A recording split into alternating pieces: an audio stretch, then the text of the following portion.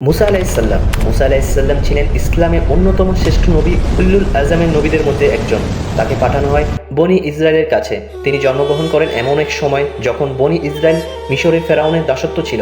সেই সময় ফেরাউন স্বপ্নে ভবিষ্যৎবাণীতে জানতে পারে যে বনি ইসরায়েল এক ছেলে তার সিংহাসনকে পতন ঘটাবে। তখনই সে আদেশ দেয় বনি ইসরায়েলের ঘরে জন্ম নেওয়া প্রত্যেকটি ছেলে শিশুকে হত্যা করতে। আল্লাহ মুসার মাকে উল্লেখ করে বলে, তাকে স্তন পান করাও। যখন তার জন্য কোনো ভয় পাও তখন তাকে নদীতে ভাসিয়ে দিও। ভয় করো না, দুঃখ করো না, আমরা তাকে তোমার কাছে ফিরিয়ে দেব।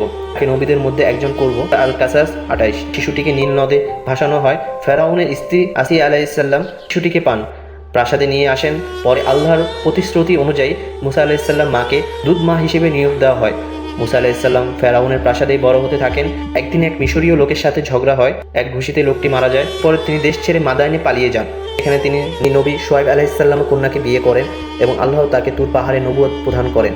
তাকে আদেশ দেওয়া হয়, ফেরাউনের কাছে ফিরে যাও, বনি ইসরায়েলকে মুক্ত করো এবং ফেরাউনকে আল্লাহর একতা বিশ্বাসে আহ্বান জানাও। আল্লাহ তাকে অলৌকিক নিদর্শন দেন। তার লাঠি সাপ হয়ে যেত এবং বুকে হাত রাখলে উজ্জ্বল আরো ছড়াতো। এই নিদর্শন নিয়ে মুসা আলাইহিসসালাম ফেরাউনের কাছে যান, কিন্তু ফেরাউন তার বার্তা অস্বীকার করে নিজেকে প্রভু বলে এবং ঘোষণা দেন মুসা আলাইহিসসালামকে জাদুকর বলে। এবং ফেরাউন দেশ জুড়ে যত জাদুকর আছে জাদুকরদের একত্র করে এবং মুসার বিরুদ্ধে প্রতিযোগিতার আয়োজন করে। মুসা আলাইহিসসালাম তার লাঠি নিক্ষেপ করলো, বিশাল সাপের রূপ নেয়। জাদুকরদের সকল মিল্কি গিলে ফেলে।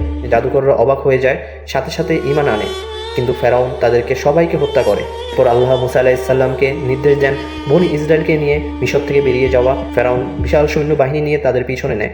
যখন তারা সাগরের তীরে এসে পৌঁছায়, মুসা আলাইহিসসালাম বলেন, আমার প্রভু আমার সঙ্গে আছেন, তিনি আমাকে পথ দেখাবেন। আল্লাহ তাআলা আদেশ করলেন, লাঠি সাগরে আঘাত করো। সাথে সাথে সাগর দুখণ্ডিত হয়ে যায় এবং সেখান দিয়ে বনি ইসরায়েল নিরাপদে পার হয়ে যায়। আর ফেরাউনের বাহিনী সাগরে প্রবেশ করলেই সাগরটি আবার বন্ধ হয়ে যায়। তারা ডুবে যায়। আর আল্লাহ বলেন, আজ তোমাদের দেহ সংরক্ষণ করব যাতে তুমি পরবর্তীদের জন্য নিদর্শন হয়ে থাকো। ইউসুফ 92। পরে মুসা আলাইহিসসালাম তুর পাহাড়ে আহ্বান পান। সেখানে তিনি ওহী লাভ করেন, তাওরাত দান করেন।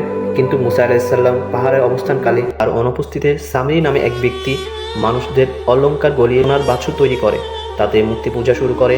মুসা আলাইহিসসালাম ফিরে এসে প্রচণ্ড রাগ হন। তিনি আল্লাহর কাছে দোয়া করলেন। পরবর্তীতে সামিরিকে কঠিন শাস্তি দেওয়া হয়। জনগণ তওবা করে। তারপর জীবন জুড়ে মুসা আলাইহিসসালাম বনি ইসরায়েলকে আল্লাহর বিধান শিক্ষা দিতেন। তাদের অভিযোগ এবং অকৃতজ্ঞতা তার মাঝে ধৈর্য ধরতেন। তিনি পবিত্র ভূমিতে প্রবেশ করার আশা করেছিলেন, কিন্তু আল্লাহ তাকে অনুমতি দেননি।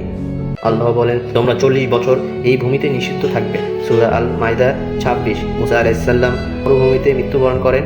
হাদিসে বলা হয়েছে তার কবর বাইতুল মুকাদ্দাস বা জেরুজালেমের কাছাকাছি স্থানে স্থানান্তর করা হয়। পরবর্তীতে আমরা হারুন আলাইহিসসালাম সম্পর্কে জানতে পারব।